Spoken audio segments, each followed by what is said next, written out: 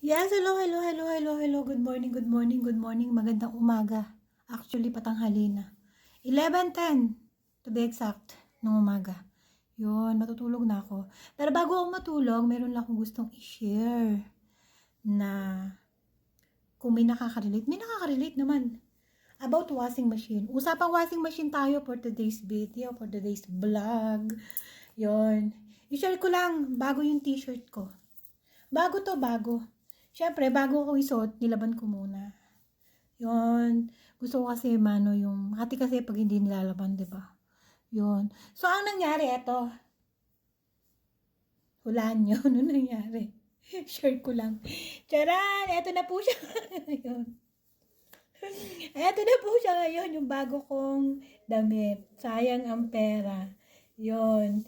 Kung pinambili ko ng pagkain na busog pa sana. Ayan o, totoo yan. Na ano to, nagkain ng washing machine. Gutom pala yung washing machine namin. Di ko alam, di ako na-inform. Ayan na siya ngayon oh. Punit talaga siya, sayang lang. Nawarak bago siya oh.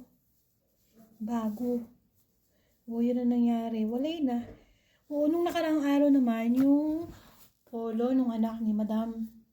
Yung butones ba dito? Yung long sleeve. Yung butones umipit. Dun sa pinaka, sa ilalim, spin. Yung pinaka ganun ba? Umipit doon. Hindi rin pala maganda yung washing machine na yun, ano. Mamahalin pa naman yung washing machine. Maganda siya, jumbo, laki. Pang ano yung mga washing dito pang more on sa laundry na sa labas, malalaki. So, wala lang, na-share ko lang kung paano kinain ng washing machine ng damit ko. Gutom pala, hindi ako na-inform. So, yan, warak siya, punit, sayang lang. Bago siya, tinan niyo yung texture ng damit ko, ng t-shirt ko. So, bago talaga siya. Ayan. Gutom pala yung washing machine. Kasing gutom ko. Ayan, punit. Wala lang, sure dahil natutulog na po ang atchay.